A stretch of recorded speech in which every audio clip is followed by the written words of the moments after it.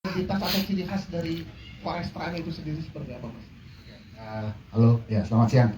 Sebelumnya saya menyapa, terima kasih teman-teman pers. Terima kasih kita berjumpa di tempat yang enak banget ini ya. Jadi gini, waktu Bari tahun 2018 ngehubungin saya dan Jai pertama kali yang dihubungin ada Bari, terus ketika ada ide orkestra ini, orkestra di hutan itu menurut saya memang sangat sangat menarik ya, karena saya main di outdoor berapa kali orkestra saya, walaupun jarang. Biasanya orkestra konotasinya kan main di dalam ruangan, di concert hall atau di indoor lah ya. Di outdoor berapa kali, nggak sering, apalagi di tengah hutan. Jadi itu baru pertama kali, jadi sangat menarik. Apalagi ketika datang ke tempat ini, walaupun waktu itu belum belum jadi serapi ini ya. Cuman kalau teman-teman bisa ngelihat gitu ya, di tempat duduk teman-teman saya gitu, bayangin ini nanti kan panggungnya ada di situ, nanti saya bisa terangin bagaimana situasi desain panggungnya. Tapi ini kita ngebayangin ini kayak sebuah apa ya, ambience di mana amphitheater yang ini sebenarnya kayak concert hall, itu dinding-dindingnya itu semuanya. Jadi ini sangat menarik buat apa ya, pengalaman, sensasi bermusik yang sangat unik.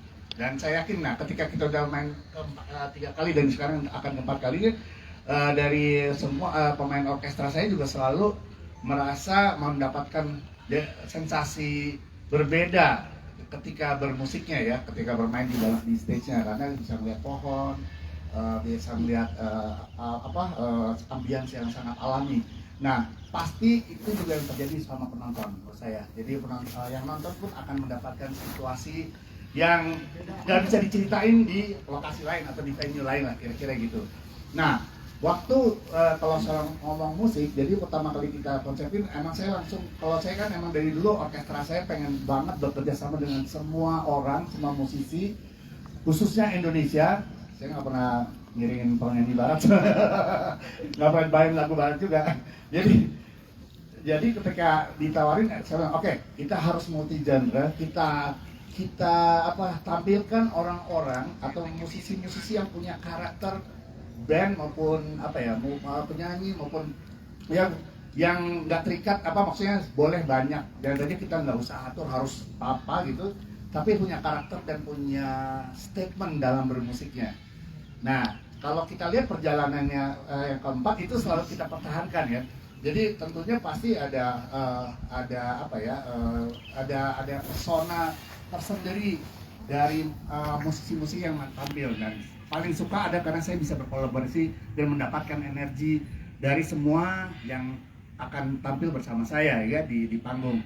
Dan alhamdulillah nanti insya Allah saya akan berkolaborasi dengan Sapriadi, Bernadia, Sambal Tikoro, bahkan Raja Kirik, dan ada The Sigit. Walaupun ini kita 10 tahun lalu kita bekerja sama, udah lama banget main bareng lagi, ada bisa dapat kesempatan sama Voice of Bacepot juga. Jadi menurut saya ini adalah sesuatu yang sangat pasti punya sensasi bermain yang asik, dan kolaborasi yang menurut saya pasti harusnya bisa menyenangkan buat semua dan semua yang tampil gitu. Ya. Terima kasih, Mas Erwin. Oke, nah ini ke Mas J.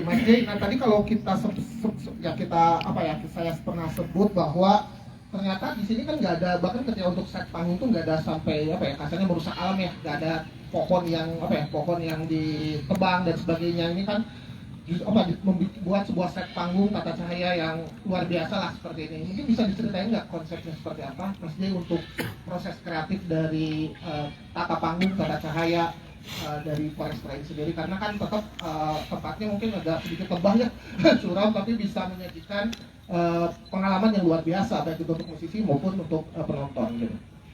Iya, terima kasih. Selamat siang pada semua rekan-rekan pers dari Jakarta, dari Bandung. Terima kasih udah mau hadir di Forestra untuk konferensi pers 2025.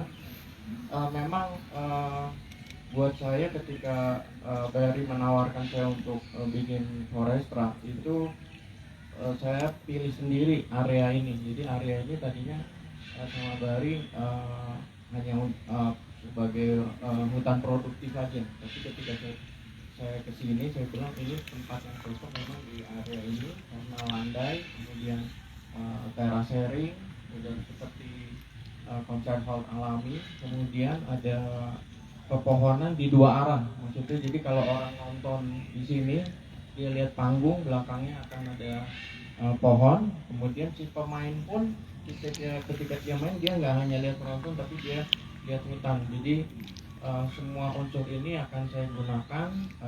Video mapping pun saya nggak pakai LED atau pakai layar, tapi langsung kita tembakkan ke pohon ya, karena sekarang teknologinya udah bisa ditangkap di pohon-pohon. Jadi memang semua itu kita eksperimen sendiri, bukan nyontek konser lain di luar ya. Jadi semua kita coba sendiri. Yang tadinya orang bilang oh nggak bisa nembak di pohon, tapi setelah saya dengan rekan-rekan kesini dan coba ternyata bisa. Jadi banyak sekali dari 3 kali kita main itu banyak sekali justru ide-ide yang muncul, seperti Erwin akhirnya membuat karaoke-stra ya, ketika orang tiba-tiba pada nyanyi sendiri gitu.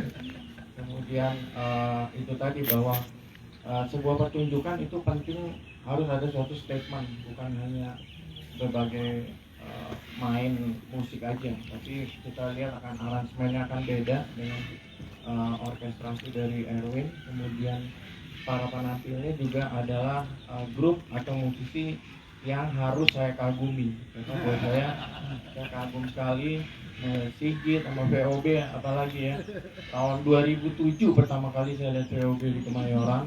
Enggak, 2007 pertama kali lihat ya di Kemayoran. Waktu itu saya lagi promo film 2017. Iya 2017 ya. Habis itu saya langsung jatuh cinta, terus akhirnya bikin konser sama Erwin. Waktu itu Pancasila Gemilang kita ajak. Habis itu saya mau ajak ini terus, tapi nggak bisa terus VOB-nya karena sibuk hebat.